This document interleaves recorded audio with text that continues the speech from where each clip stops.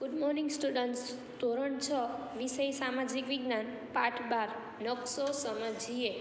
આપણે આ પાઠમાં છે નકશો સમજીએ. બરાબર, આપણે આ પાઠમાં ભારતનો અને ગુજરાતનો નકશો, નકશાના પ્રકાર, બરાબર, નકશામાં કેવી રીતે કયું વસ્તુ દર્શાવાય એના વિશે જોવાનું છે. તો હવે આપણે સ્ટાર્ટ કરશું. પ્રસ્તાવના. પ્રવાસીઓ ગુજરાતના છે જુદા જુદા પ્રવાસન સ્થળો, બરાબર, જેમ કે સોમનાથ છે, દ્વારકા છે, તરણેતર છે, અંબાજી છે, ધોરડો છે, સાપુતારા વગેરે સ્થળોની મુલાકાત લે છે. બરાબર, તમે લોકો જતા હોય, તમે લોકો ફરવા જતા હોય તો તમે આવા અલગ અલગ પ્રકારના પ્રવાસની સ્થળોની મુલાકાત લેતા હોય અને તેઓ આ પ્રવાસના સ્થળો, બરાબર છે, આ પ્રવાસન સ્થળો છે એના ભૌગોલિક વિસ્તારથી અજાણ હોય કે એના રસ્તા કઈ જગ્યાએ કઈ રીતે જતા હોય એનાથી અજાણ હોય તો શું કરે છે, તો પણ છતાં તે પોતાના નિશ્ચિત કરેલા સ્થળ સુધી ખૂબ જ સહેલાઈથી પહોંચી જાય છે. તેનું કારણ શું છે? તો એનું એટલું જ કારણ છે કે તેની પાસે છે પ્રવાસન સ્થળો દર્શાવતો નકશો હોય છે. બરાબર, તેની પાસે પ્રવાસન સ્થળો દર્શાવતો નકશો હોય છે અને તેઓ નકશા વાંચન દ્વારા છે પોતાના પ્રવાસન સ્થળ અંગેની માહિતી પ્રાપ્ત કરી શકે છે. અને શું કહે છે કે વર્તમાન સમયમાં છે ને અત્યારે તમે જુઓ ને તો પ્રવાસ ઉપરાંત છે બીજા અનેક પ્રકારના હેતુઓ માટે નકશા છે એ ખૂબ જ ઉપયોગી બની ગયા છે. બરાબર, આજે તો વિજ્ઞાન અને ટેકનોલોજીના યુગમાં તમે જોતા હોય, તમારી પાસે મોબાઈલ હોય તો તમે જીપીએસની મદદથી, એટલે કે ગ્લોબલ પોઝિશન સિસ્ટમની મદદથી છે તમે વિશ્વના કોઈ પણ સ્થળે સ્વયં પહોંચી શકો છો.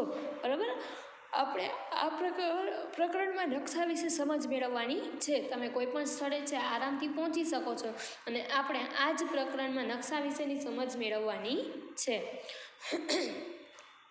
અને પૃથ્વીનો ગોળો છે, બરાબર, પૃથ્વીનો જે ગોળો છે એના ઉપર અભ્યાસ કરવા માટે પણ નકશા છે ઉપયોગી છે. પણ જ્યારે પૃથ્વીના કોઈ એક ખંડ, કોઈ એક દેશ, રાજ્ય, જિલ્લો, તાલુકા, શહેર કે ગામનો અભ્યાસ કરવા માટે નકશો છે એ સૌથી વધારે ઉપયોગી છે. બરાબર, પૃથ્વીનો અભ્યાસ કરવા માટે પૃથ્વીનો ગોળો ઉપયોગી છે. જ્યારે આપણે કોઈ પણ દેશ, એક ખંડ છે, જાણે કે એશિયા ખંડ છે એનો પછી એશિયા ખંડમાં ભારત દેશ છે એનો, ભારત દેશમાં ગુજરાત રાજ્ય છે એનો, ગુજરાત રાજ્યમાં જે રાજકોટ જિલ્લો છે એનો, એમાં ગોંડલ તાલુકો છે એનો, બરાબર, રાજકોટ સિટીનો, આ બધીનો અભ્યાસ કરવા માટે છે એ આપણને નકશા છે એ સૌથી વધારે ઉપયોગી બને છે. અને નકશાને છે ને ઇંગ્લિશમાં એને મેપ કહેવાય છે. બરાબર, MAP, મેપ તરીકે ઓળખવામાં આવે છે. અને મેપ છે એ મૂળ લેટિન ભાષાનો શબ્દ છે ને, મેપ એ મૂળ લેટિન ભાષાનો શબ્દ છે મેપા મુંડી.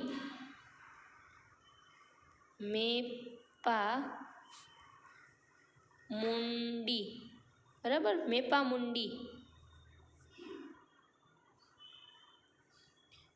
મુંડી નામનો શબ્દ છે. બરાબર, એના ઉપરથી અપભ્રંશ એટલે ટૂંકો એવો થઈને આ મેપ શબ્દ બનેલો છે. મેપા મુંડી શબ્દ ઉપરથી ટૂંકો થઈને મેપ શબ્દ છે એ બનેલો છે. અને તેનો અર્થ એવો થાય છે કે હાથમાં રાખી શકાય તેવો કાપડનો ટુકડો. બરાબર, મેપનો અર્થ શું થાય? મેપા મુંડી શબ્દમાંથી મેપ આવ્યો છે એનો અર્થ શું થાય? તો કે હાથમાં રાખી શકાય તેવો કાપડનો ટુકડો. બરાબર, સામાન્ય અર્થમાં નકશો પૃથ્વીની છે ને સપાટી અથવા તેના કોઈ એક ભાગના સપાટ કાગળ પર આલેખનને નકશો કહેવાય છે. બરાબર, નકશાને શું કહેવાય? તો કે નકશો છે એ પૃથ્વીની સપાટી અથવા તો તેના કોઈ એક ભાગના સપાટ કાગળ પરના આલેખન, બરાબર, સપાટ જે કાગળ હોય સીધો એના ઉપર તમે આલેખન કરો તો એને નકશો કહેવામાં આવે છે. અને મોટો વિસ્તાર ધરાવતા પ્રદેશની ઘણી બધી વિગતો છે એ આપણે નકશામાં સમાવેશ કરી શકીએ છીએ. આ હતી પ્રસ્તાવના. બરાબર, હવે આપણે જોશું નકશાપોથીના નકશા. નકશાપોથીના નકશા કેવા હોય? તો કે પૃથ્વી અથવા તેના વિશાળ ભાગની બહુવિધ વિગતો દર્શાવતા નકશાના સમૂહને નકશાપોથી કહે છે. બરાબર, પૃથ્વી અથવા તો તેના અનેક બીજા વિશાળ ભાગ છે એની અલગ અલગ પ્રકારની વિગતો દર્શાવતા નકશાના સમૂહ હોય આખું. બરાબર, એ નકશાપોથી કહે છે. તમે નકશાપોથી લેતા હશો, બરાબર, એ આખો નકશાનો સમૂહ થયો એને નકશાપોથી કહેવાય. તેમાં રાજકીય છે, વહીવટી છે, પ્રાકૃતિક છે, સાંસ્કૃતિક છે, આ બધી વિગતો છે ને એમાં દર્શાવેલી હોય છે. અને નકશાની મદદથી જે તે પ્રદેશની સંપૂર્ણ વિગતો છે એ આપણે જાણી શકીએ છીએ. અને નકશાના વિવિધ પ્રદેશની મહત્ત્વની વિગતો, બરાબર, જેવી કે પ્રાકૃતિક એટલે કે પર્વત, ઉચ્ચ પ્રદેશ, મેદાન, નદી, આ બધી છે ને, નદી, સરોવર, આ વગેરે બધી છે ને એ પ્રાકૃતિક વિગતો છે. અને જ્યારે સાંસ્કૃતિક વિગતો કોને કહેવાય? તો કે પરિવહન, ઉદ્યોગ, ખેતી, સિંચાઈ, બરાબર, આ બધી છે એ સાંસ્કૃતિક વિગતો છે. એ આ બે પ્રકારની વિગતો છે એ નકશામાં દર્શાવી શકાય છે. જો ખેતી સાંસ્કૃતિક જે વિગત છે એમાં ખેતી લઈ, ફોર એક્ઝામ્પલ તરીકે ખેતી, બરાબર. તમે જુઓ તો ગુજરાતનો નકશો છે એના ડાંગ જિલ્લામાં છે, એના ડીસા શહેરમાં છે, બટેટા સૌથી વધારે થાય, બરાબર. તો આપણે બટેટાનો પાક દર્શાવવો હોય તો આપણે ડીસા શહેરમાં દર્શાવી શકાય. જ્યારે તમારે પ્રાકૃતિકમાં જુઓ તો તમારે ગુજરાતમાં જુનાગઢ જિલ્લો છે એમાં ગિરનારનો પર્વત તમને દર્શાવવાનો કે તો તમે ગિરનારનો પર્વત છે એ જુનાગઢ જિલ્લામાં દર્શાવી શકો, એ પ્રાકૃતિક વિગત કહેવાય, બરાબર. આવી રીતે નકશાપોથીના નકશામાં છે પ્રાકૃતિક અને સાંસ્કૃતિક બંને વિગતો દર્શાવેલી હોય છે. ત્યારબાદ જોશું નકશાના પ્રકાર. નકશાના છે ને મુખ્ય બે પ્રકાર છે. એક તો હેતુ આધારિત નકશા અને બીજું માપ પ્રમાણેના નકશા, બરાબર, માપ પ્રમાણે નકશા.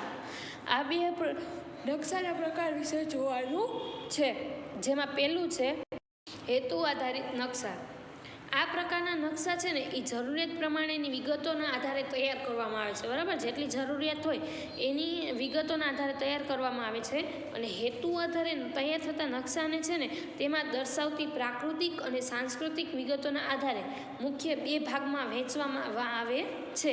જેમાં પહેલું છે પ્રાકૃતિક નકશા અને બીજું છે સાંસ્કૃતિક નકશા, બરાબર. હેતુ આધારિત નકશા છે ને એને પણ બે વિભાગમાં વહેંચવામાં આવે છે, એક પ્રાકૃતિક નકશા અને બીજું સાંસ્કૃતિક નકશા. જેમાં પહેલો છે પ્રાકૃતિક નકશા. પ્રાકૃતિક નકશા કોને કહેવાય? તો કે કુદરત નિર્મિત વિગતોનું આલેખન કરતા જે નકશા હોય ને એને પ્રાકૃતિક નકશા કહેવાય. કુદરતી વિગત નિર્મિત એટલે કે કુદરત નિર્મિત એટલે પર્વત, ઉચ્ચ પ્રદેશ, મેદાન, સરોવર, નદી, આ બધું છે કુદરત નિર્મિત કહેવાય, બરાબર. આ બધાનું જે આલેખન કરતા નકશા છે એને આપણે પ્રાકૃતિક નકશા તરીકે ઓળખીએ છીએ. અને પ્રાકૃતિક નકશામાં છે પૃથ્વીના પ્રાકૃતિક ભૂમિ સ્વરૂપો, બરાબર, જેમ કે પર્વત, ઉચ્ચ પ્રદેશ, મેદાન, નદીઓ, મહાસાગરો વગેરે દર્શાવવામાં આવે છે, બરાબર. આ બધી નકશામાં છે પ્રાકૃતિક નકશામાં ભૂમિ સ્વરૂપો, પર્વત, ઉચ્ચ પ્રદેશ, મેદાન, નદી, મહાસાગર વગેરે દર્શાવવામાં આવે છે. અને વન્ય પ્રાણીઓ, પછી વનસ્પતિ, જંગલો અને ખનિજ વગેરેનું વિવરણ દર્શાવતા નકશા છે એ પ્રાકૃતિક નકશાનો જે એક ભાગ છે. આ બધા હતા પ્રાકૃતિક નકશા, બરાબર.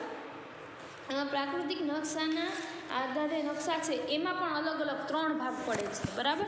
જેમાં એક છે ભૂપૃષ્ઠના નકશા, બીજું છે હવામાન અને આબોહવાના નકશા અને ત્રીજું છે ખગોળીય નકશા. જેમાં આપણે પહેલાં જોશું ભૂપૃષ્ઠના નકશા.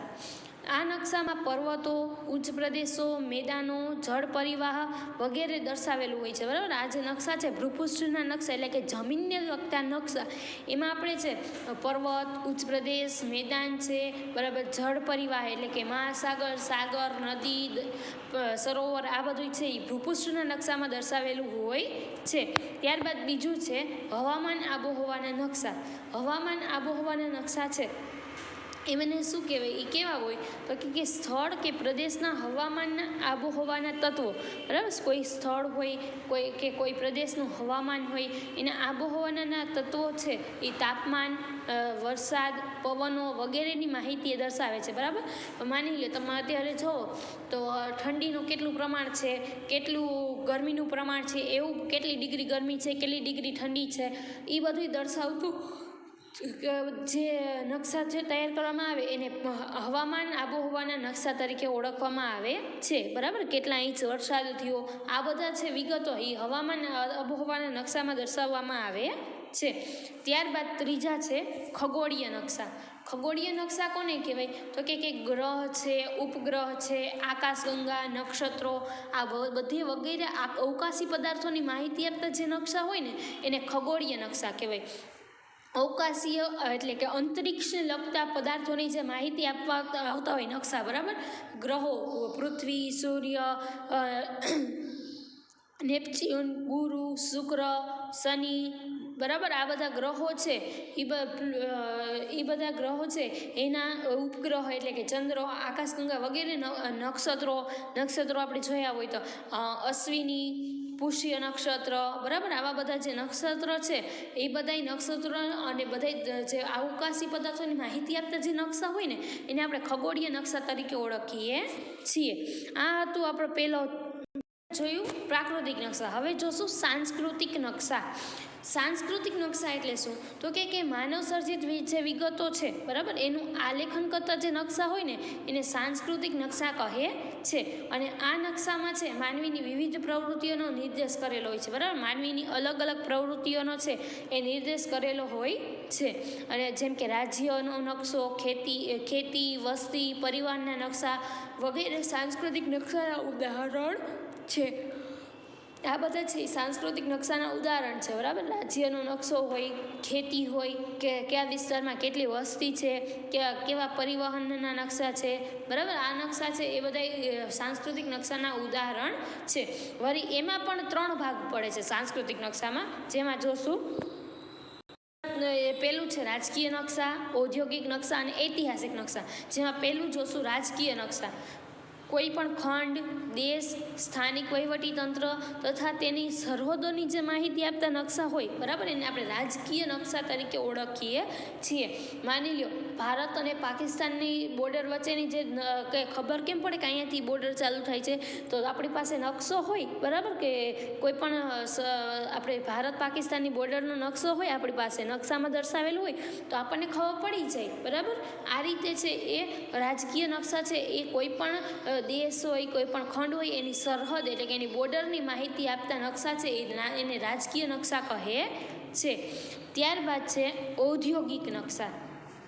ઔદ્યોગિક નકશા, ઔદ્યોગિક એટલે શું? તો કે ઉદ્યોગોને લગતા નકશા, બરાબર. ઔદ્યોગિક ક્ષેત્ર છે, ઉદ્યોગોનો તબક્કાવાર ઇતિહાસ છે, ઉત્પાદન છે, આ બધાની માહિતી જે છે જે નકશામાં આપવામાં આવે છે તેને ઔદ્યોગિક નકશા તરીકે ઓળખવામાં આવે છે. ત્યારબાદ છે ઐતિહાસિક નકશા. ઐતિહાસિક નકશા એટલે શું? તો કે કોઈ પણ પ્રદેશ હોય કે કોઈ પણ પ્રદેશની કે કોઈ પણ રાષ્ટ્રીય વહીવટી તંત્રનો ઇતિહાસ જે દર્શાવતો હોય, બરાબર, કોઈ પણ દેશનો, કોઈ પણ પ્રદેશનો, કોઈ પણ રાજ્યનો ઇતિહાસ દર્શાવતા જે નકશા હોય ને એને ઐતિહાસિક નકશા કહે છે. આ તો સાંસ્કૃતિક નકશા, જેમાં આપણે પહેલો પોઈન્ટ જોયો તો હેતુ આધારિત નકશા. એના 2 પ્રકાર પડ્યા હતા, પ્રાકૃતિક અને સાંસ્કૃતિક. હવે આપણે જોશું માપ આધારેના નકશાના પ્રકાર, બરાબર. માપ આધારે નકશાના પ્રકાર કેવા હોય? તો કે શું કહે છે એમાં? તો કે સામાન્ય રીતે એક નકશાનું માપ છે એ 1 સેન્ટીમીટર હોય, બરાબર. સામાન્ય રીતે નકશામાં તમે માપ જુઓ તો તમને 1 સેન્ટીમીટર આપવામાં આવે. 1 સેન્ટીમીટર આપવામાં આવે એને બરાબર 50 કિલોમીટર થાય, બરાબર, એને બરાબર 50 કિલોમીટર થાય. 1 સેન્ટીમીટર બરાબર 50 કિલોમીટર કરતાં ઓછું હોય, બરાબર, તેને મોટા માપનું નકશા કહે છે. 1 સેન્ટીમીટર બરાબર 50 કિલોમીટર કરતાં ઓછું હોય તો તેને મોટા માપના નકશા કહે છે. અને અહીં નકશામાં, બરાબર, આ જે નકશા છે એમાં 1 સેન્ટીમીટર બરાબર 50 કિલોમીટર છે એ પૃથ્વી પરનું વાસ્તવિક અંતર દર્શાવે છે. તમે નકશામાં જુઓ ને તો સેન્ટીમીટર આપેલા હોય, એ સેન્ટીમીટર 1 સેન્ટીમીટર બરાબર 50 કિલોમીટર છે એ પૃથ્વી પરનું વાસ્તવિક અંતર દર્શાવે છે. અને મોટા માપના જે નકશા છે એમાં વિગતોના આધારે દર્શાવેલ હોય છે, બરાબર. એમાં વિગતો આધારે વધારે દર્શાવેલ હોય છે, કે જેમ કે તાલુકો છે, શહેર છે, ગામના નકશા છે, બરાબર. મોટા માપના આ બધા છે એ મોટા માપના નકશા છે ના ઉદાહરણ છે, બરાબર. તાલુકો, શહેર કે ગામ છે એ મોટા માપના નકશા છે. અને નાના માપના જે નકશા છે ને એમાં પૃથ્વી સપાટીનો વિશાળ વિસ્તાર દર્શાવવામાં આવે, બરાબર. નાના માપના જે નકશા હોય એમાં પૃથ્વીની સપાટીનો જે મોટો બધો વિસ્તાર હોય ને એ દર્શાવવામાં આવે છે. જેમ કે જુદા જુદા ખંડ છે કે જુદા જુદા દેશના નકશાને નાના માપના નકશા કહી શકાય, બરાબર. આપણે ભારત દેશનું આપણે લઈ ભારત દેશનો નકશો તો એમાં જે અલગ અલગ પ્રકારના જે મોટા મોટા, ગુજરાત રાજ્ય મોટું છે, રાજસ્થાન રાજ્ય મોટું છે, પંજાબ મોટું છે, આ બધા રાજ્યોના નામ લઈ, બરાબર, આ જે નામ દર્શાવી એ નાના માપના નકશા કહેવાય. અને જ્યારે આપણે ગુજરાત રાજ્યના શહેર છે, બરાબર, ગાંધીનગર, રાજકોટ, વડોદરા, ભરૂચ, સુરત, ભાવનગર, જુનાગઢ, આ બધા રાજ્યોના જે નામ દર્શાવતા જે નકશા, આ બધા શહેરના નામ દર્શાવતા જે નકશા છે એને મોટા માપના નકશા કહી શકાય. અને શું કહે છે કે વિશ્વનો નકશો, દેશના નકશા અને નકશાપોથીના નકશા છે એ નાના માપના નકશાના 4 પ્રકાર છે, બરાબર. એને આધારે છે નાના માપના નકશાના 4 પ્રકાર છે. એક એટલાસ, બીજું કેડેસ્ટ્રોલ, અને ત્રીજું સ્થળ વર્ણન, અને ચોથું ભીત નકશા. એટલાસ મતલબ કે એક ચાર્ટ આવે, બરાબર. કેડેસ્ટ્રોલ મતલબ કે કોઈ પણ એક શું કહેવાય, એક જાતનો શું પૃથ્વીનો ગોળો કેવો છે એ રીતનો આવે. અને સ્થળ વર્ણન એટલે કે સ્થળ દર્શાવતા, અને ભીત નકશા મતલબ કે દિવાલમાં લગાડી શકાય તેવા નકશા. અને શું કહે છે કે તમારે છે ને હવે એક કામ કરવાનું છે કે તમારા શાળામાં જે નકશાઓની યાદી તૈયાર કરતા આપેલા નકશા છે ને એ નકશાઓની યાદી તૈયાર કરવાની છે. નકશાનું નામ લખવાનું છે કે કેવા પ્રકારનો નકશો છે, અને નકશાની વિગત લખવાની છે, બરાબર. હવે ત્યારબાદ જોશું, આ નકશો તમે જોવો છો એ છે ગુજરાતનો નકશો, બરાબર. આ નકશો છે એ ગુજરાતનો નકશો છે. એમાં જુઓ કચ્છ, મોરબી, જામનગર, દ્વારકા, પોરબંદર, જુનાગઢ, ગીર સોમનાથ, અમરેલી, ભાવનગર, બોટાદ, રાજકોટ, સુરેન્દ્રનગર, પાટણ, બનાસકાંઠા, મહેસાણા, અમદાવાદ, ભાવનગર, ગાંધીનગર, સાબરકાંઠા, અરવલ્લી, ખેડા, આણંદ, મહીસાગર, પંચમહાલ, વડોદરા, ભરૂચ, નર્મદા, છોટાઉદેપુર, દાહોદ, સુરત, તાપી, ડાંગ, નવસારી ને વલસાડ બધા છે, બરાબર. ગુજરાત રાજ્યના જેટલા શહેર છે, જિલ્લા છે, તે એ બધા જિલ્લાની માહિતી છે એ આ તમને આ નકશામાં જોવા મળે છે કે કયો જિલ્લો છે કઈ જગ્યાએ આવેલો છે. ત્યારબાદ છે ભારતનો નકશો. આ તમે જોવો છો એ ભારતનો નકશો છે. એમાં શ્રીનગર, જમ્મુ કાશ્મીર, હિમાચલ પ્રદેશ, પંજાબ, હરિયાણા, ઉત્તરાખંડ, ઉત્તર પ્રદેશ, રાજસ્થાન, ગુજરાત, મધ્યપ્રદેશ, મહારાષ્ટ્ર, તેલંગાણા, કર્ણાટક, તમિલનાડુ, કેરળ, આંધ્રપ્રદેશ, ઓડિશા, છત્તીસગઢ, ઝારખંડ, બિહાર, પશ્ચિમ બંગાળ, ત્રિપુરા, મિઝોરમ, મણિપુર, નાગાલેન્ડ, અસમ, અરુણાચલ પ્રદેશ, બરાબર. આ બધા સિક્કિમ, આ બધા રાજ્યોના નામ છે એ દર્શાવવામાં આવેલા છે. અને એની સાથે સાથે એની રાજધાનીના નામ પણ આમાં જ દર્શાવેલા છે. ત્યારબાદ છે આ જે નકશા છે, બરાબર, એમાં તમે જોશો તો તમને અલગ અલગ પર્વતના નામ દર્શાવેલા છે. નીલગિરીનો પહાડ, પછી કાવેરી નદી છે, બરાબર, નદી, પહાડ, પછી આ બધું એમાં દર્શાવેલું છે. ત્યારબાદ છે આ જે નકશો જોવો છો તેમાં ઉત્તર અમેરિકા, દક્ષિણ અમેરિકા, આફ્રિકા, યુરોપ, એશિયા અને ઓસ્ટ્રેલિયા આ દુનિયાનો નકશો છે. અને એમાં 7 ખંડ દર્શાવવામાં આવેલા છે, બરાબર. આ તમે આ જે ગ્રીન કલરનો જે જોવો છો એ એશિયા ખંડ છે, જેમાં આપણો ભારત દેશ આવેલો છે. 7 ખંડ છે: એશિયા, યુરોપ, આફ્રિકા, ઓસ્ટ્રેલિયા, દક્ષિણ અમેરિકા અને ઉત્તર અમેરિકા. થઈ ગયા 7 ખંડ. આ 7 ખંડ છે એ આમાં દર્શાવેલા છે દુનિયાના નકશામાં. ત્યારબાદ જોશું નકશાના અંગો. નકશાના છે ને મુખ્ય 3 અંગ છે. એક દિશા, પ્રમાણમાપ અને રૂઢ સંજ્ઞા. આ 3 વગર છે એ નકશા અધૂરા ગણવામાં આવે છે, બરાબર. દિશા જોવાની હોય, એનું પ્રમાણમાપ જોવાનું હોય, એની રૂઢ સંજ્ઞાઓ જોવાની હોય. જેમાં આપણે પહેલું જોશું દિશા. સામાન્ય રીતે નકશામાં છે ને અવલોકન તમે કરો ને ત્યારે તમે આવું જોતા હશો, આ રીતે, બરાબર. નકશામાં તમે આ રીતે જોતા હશો. અને આ તીરનું નિશાન છે ને એ ઉત્તર દિશાનો સંકેત કરે છે, નોર્થ, બરાબર. ઉત્તર દિશાને ઇંગ્લિશમાં નોર્થ કહેવાય. કે આ જે તીરનું નિશાન છે ને ઉત્તર દિશાનો સંકેત કરે છે. જો તમને ઉત્તર દિશાનું જ્ઞાન હોય ને તો તમે અન્ય બીજી દિશાઓ પણ નક્કી કરી શકો છો. જો તમે ઉગતા સૂર્યની સામે મુખ રાખીને ઊભા રહ્યો, બરાબર, જે સાઈડ સૂર્ય ઉગતો હોય એ સાઈડ તમે મોઢું રાખીને ઊભા રહો તો તમારો ડાબો હાથ છે ઉત્તર દિશા બાજુ અને તમારો જમણો હાથ છે એ દક્ષિણ દિશા બાજુ આવશે. અને તમે સૂર્યની સામે ઊભા છો તો એ તમારી પૂર્વ દિશા છે, અને તમારા પીઠ બાજુની એટલે કે તમારા પાછળની જે દિશા છે એ પશ્ચિમ દિશા છે.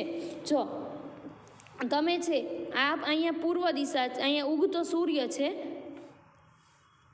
અહીંયા ઉગતો સૂર્ય છે, બરાબર, ઉગતો સૂર્ય છે, ત્યાં તમે મોઢું રાખીને ઊભા છો, તો તમારો જે ડાબો હાથ છે ત્યાં તમારે તમારો ડાબો હાથ છે ઉત્તર દિશા બાજુ, તમારો જમણો હાથ છે દક્ષિણ દિશા બાજુ, અને તમે જે સાઈડ આ સાઈડ મોઢું રાખીને ઊભા છો તો એ તમારી પૂર્વ દિશા, અને આ સાઈડ આવશે પશ્ચિમ, તમારી પાછળની સાઈડની આવે પીઠ સાઈડની દિશા, બરાબર, એ પશ્ચિમ દિશા છે. અને શું કહે છે કે આ તમને જે આકૃતિ આપી છે ને એમાં મુખ્ય 4 દિશાઓ દર્શાવેલ છે, ઉત્તર, પૂર્વ, પશ્ચિમ ને દક્ષિણ, ઉત્તર, પૂર્વ, પશ્ચિમ, ઉત્તર, દક્ષિણ, બરાબર, આ 4 દિશા આપી છે, આ 4 દિશાઓ આપી છે, બરાબર, તમને આ 4 દિશા આપી છે, અને બાકીની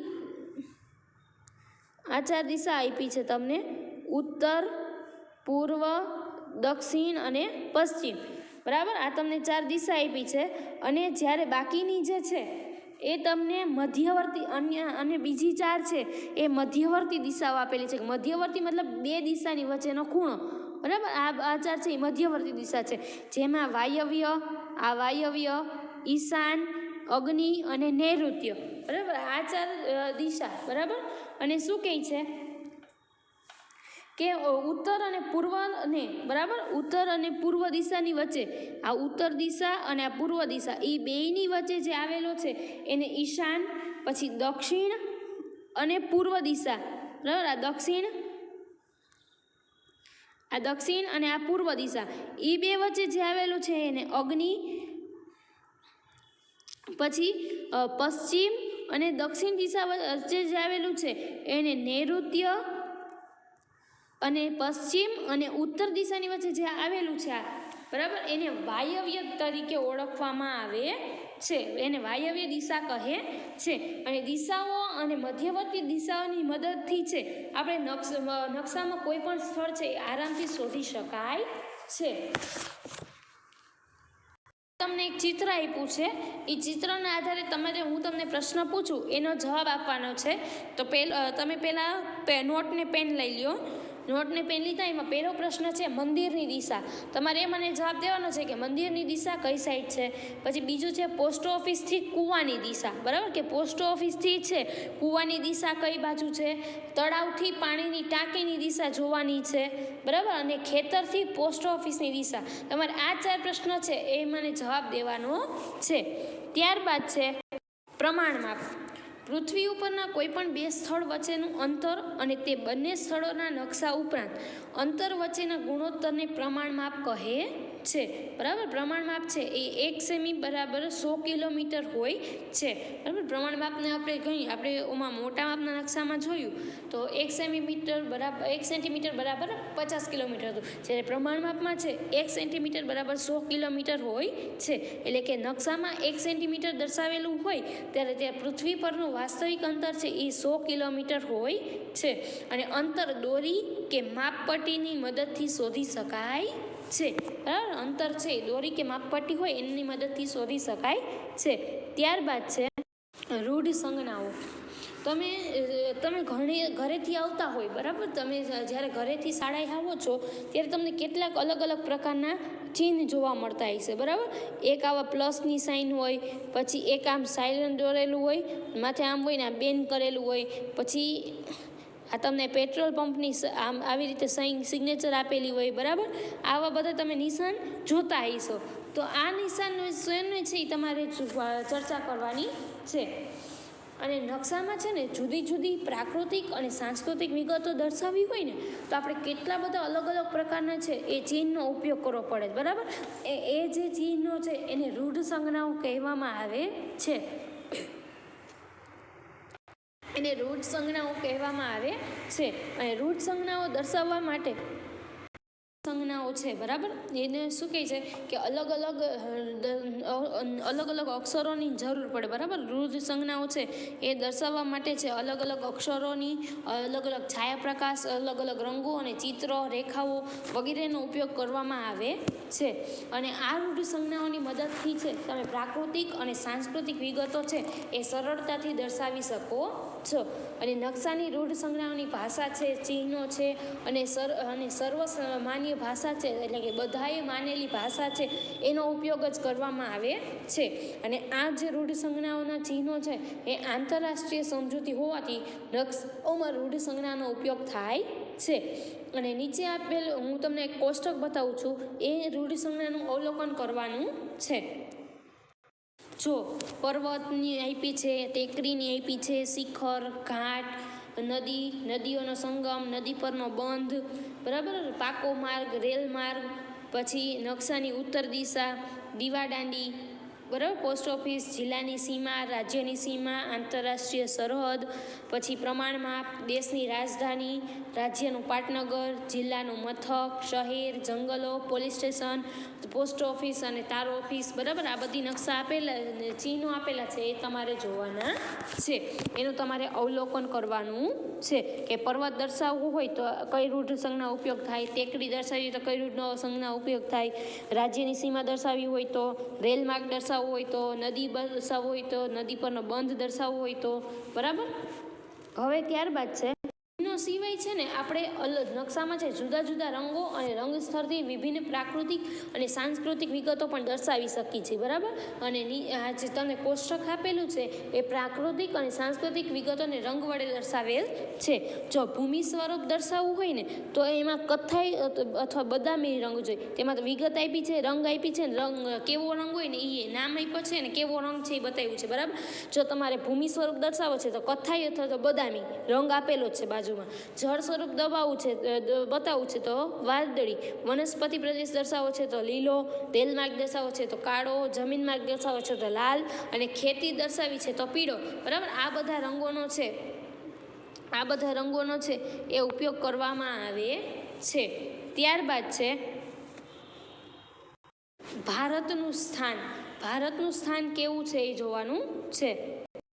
ભારત છે ને એક વિશાળ ભૂમિ ભાગ છે અને ભારત દેશ છે એ પૃથ્વીની ઉત્તર અને પૂર્વ ગોળાર્ધમાં આવેલો છે, બરાબર. ઉત્તર અને પૂર્વ દિશાનો જે ગોળાર્ધ આવેલો છે, ગોળાર્ધ એટલે અડધો ગોળ, બરાબર, આવેલો છે, એમાં આવેલું છે. અને ભારત એશિયા ખંડમાં દક્ષિણ ભાગમાં આવેલો છે, બરાબર. ભારતનો જે એશિયા ખંડ છે એમાં દક્ષિણ ખંડ ભાગમાં આવેલો છે.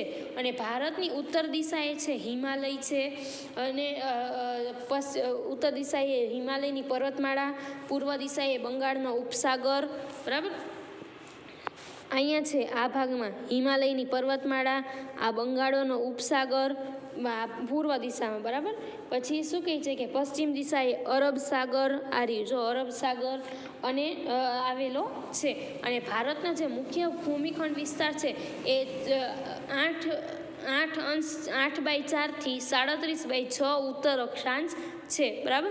અને 68/7 થી 97/25 પૂર્વ રેખાંશ વૃત્ત વચ્ચે આવેલો છે. અને ભારતના લગભગ મધ્યમાંથી, એટલે ભારતની એક્ઝેક્ટ વચ્ચેથી, આ મધ્ય કહેવાય, ત્યાંથી કર્કવૃત્ત પસાર થાય છે.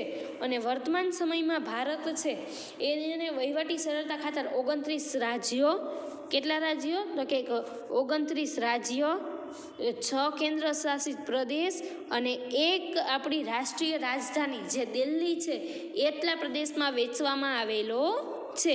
29 રાજ્ય છે, 6 કેન્દ્ર શાસિત પ્રદેશ છે અને એક આપણી રાજધાની દિલ્હી છે. આ તો આપણો પાઠ 12 નકશો સમજીએ, બરાબર. આ પાઠમાં આપણે શું જોયું તો કે નકશાના પ્રકાર, નકશાના અંગો, પછી નકશાને કઈ ચિહ્નથી દર્શાવાય, નકશામાં કયા સ્થળને કયા ચિહ્નથી દર્શાવાય, કેવા કલરથી દર્શાવાય, ભારતનું સ્થાન શું છે, એ બધું આપણે આ પાઠમાં જોયું. હવે આપણે નેક્સ્ટ લેક્ચરમાં મળશું.